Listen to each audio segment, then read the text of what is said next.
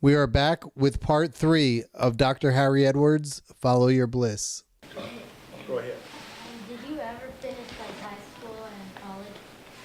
Yes, I finished. Like I said, I didn't so much graduate as that I got too big in high school. I remember when I first went into high school, my first year there in 1957.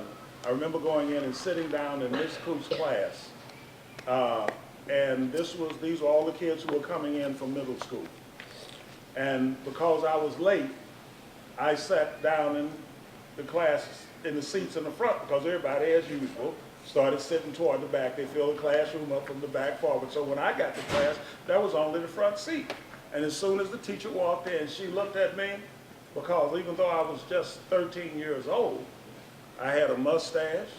I was really a man in a boy's age group, and she walked in, she says, "Are you in the right class?"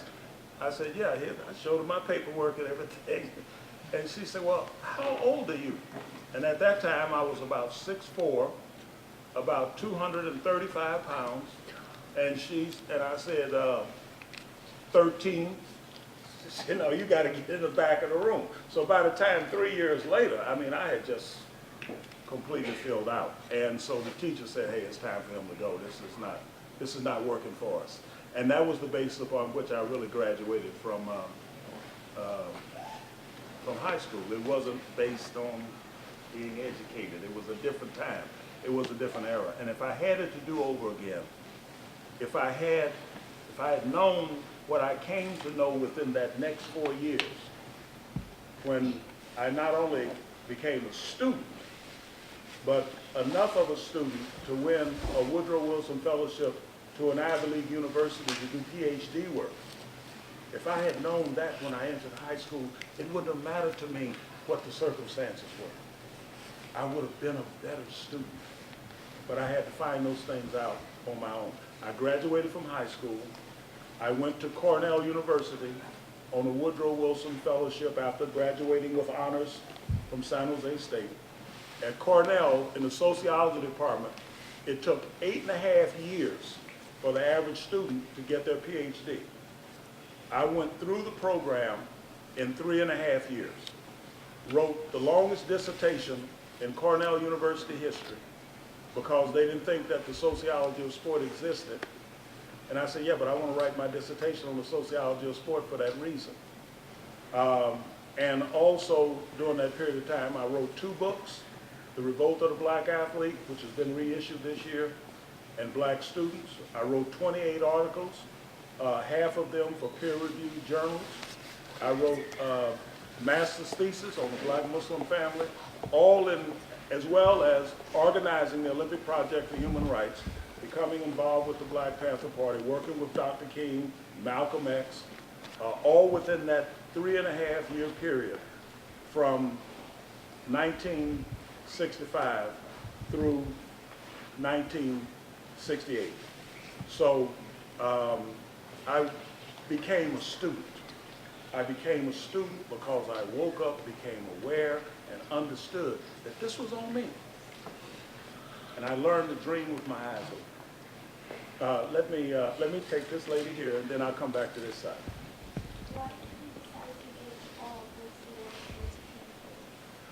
Why did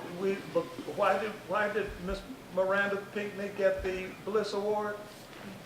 Because we looked at a whole lot of great teachers, and we finally boiled it down to 3 tremendously outstanding teachers. And Miss Miranda Pinckney was the best of the 3 in our judgment, but one of the things that really got us going were the students who did statements on film and showed such tremendous belief and faith and confidence and affection and support for all of those things that make a student not to show up every day, but want to learn.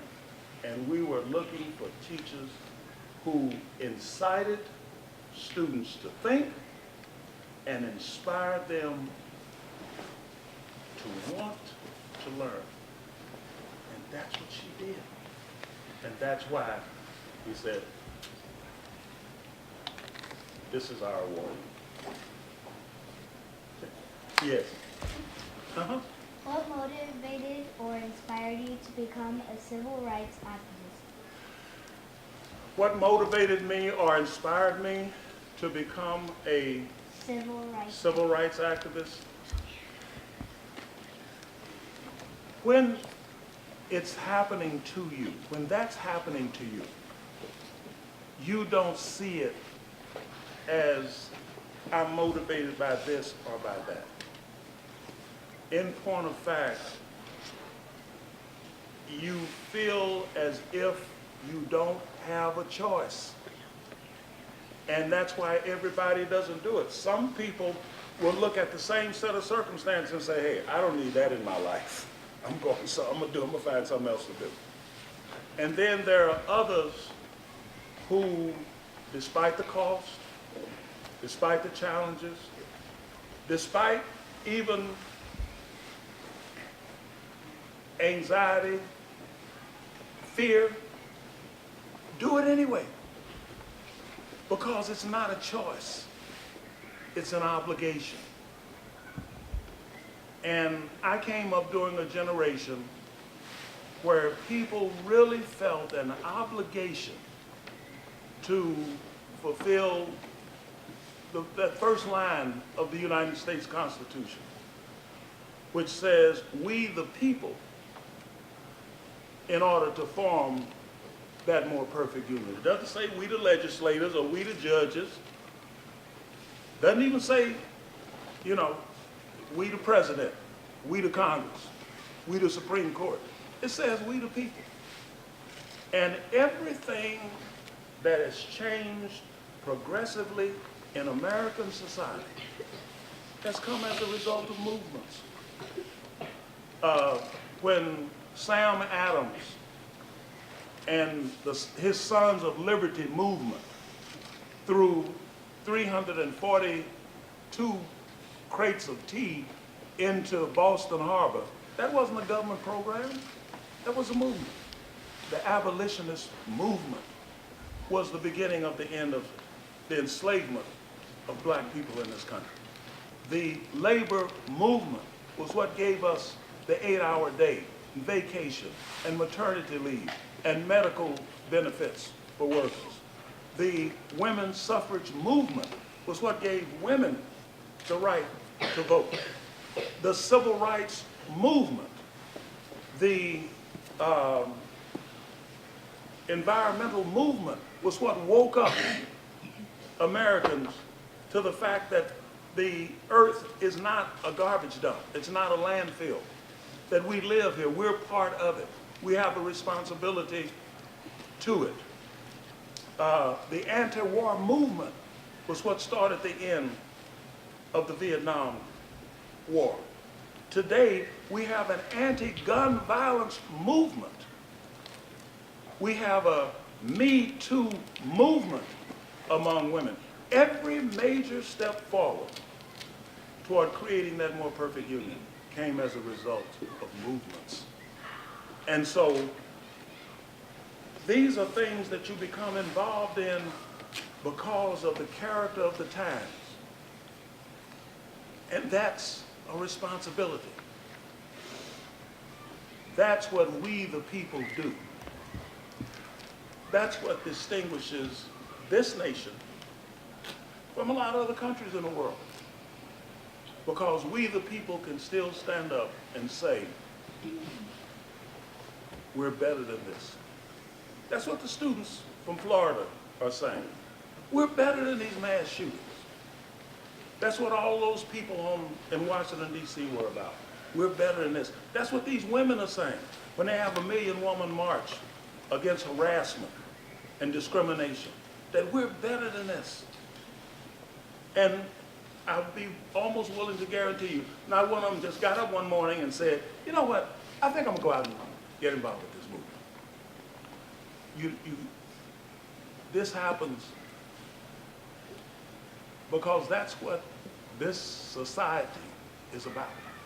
That's the way we move forward.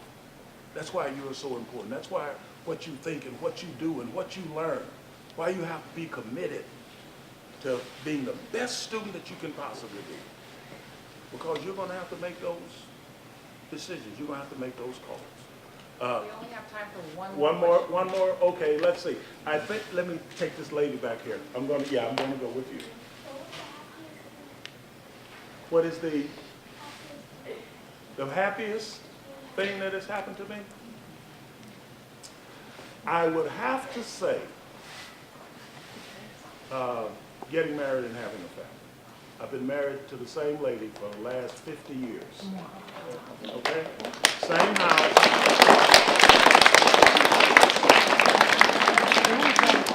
Same house, same lady for the last 50 years. We have 3 children. One wound up going to Harvard, John F. Kennedy School of Public Policy, got a BA degree and a master's degree from the John F. Kennedy School at Harvard, then went to Boalt Hall and got a law degree.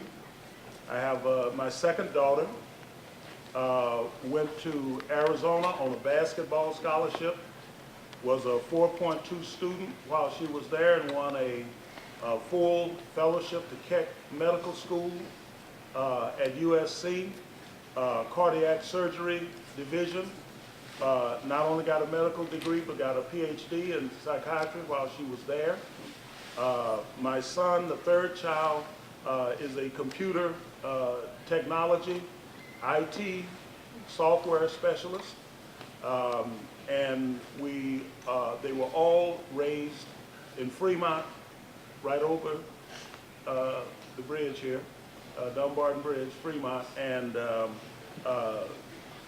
I have 2 tremendous grandchildren. And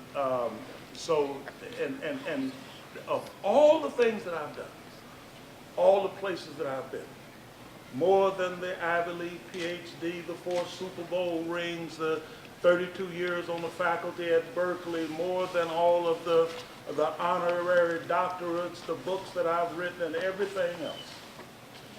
What makes me happiest is that. And one of the things I found about my 2 grandsons, you love your children unconditionally, but you fall in love with your grandchildren. And to be in my 70s and to fall in love all over again, not just once, but twice, with my 2 grandsons, and get a chance to spoil them, to give them that ice cream cone that their mom said they shouldn't have, to go and run and romp in the park and to get down on the floor and put together puzzles with them and to sit with them and just listen to what they have to say, is a privilege that is so profound that I could never have imagined it in my wildest aspirations. So when you ask me what has made me happiest, it is that I have a family, and that's something that you should never, ever lose respect for.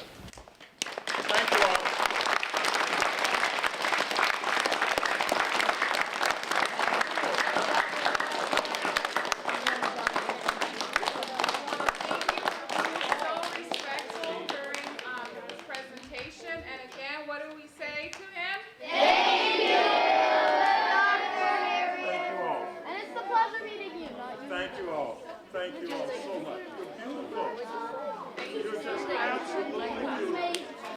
We hope you enjoyed Dr. Harry Edwards and the Follow Your Bliss Q&A with students from Bachrock Elementary. For coming. Oh, thank you all for having me. I'm privileged, deeply privileged. I think so are we and our students Yeah, as no, well.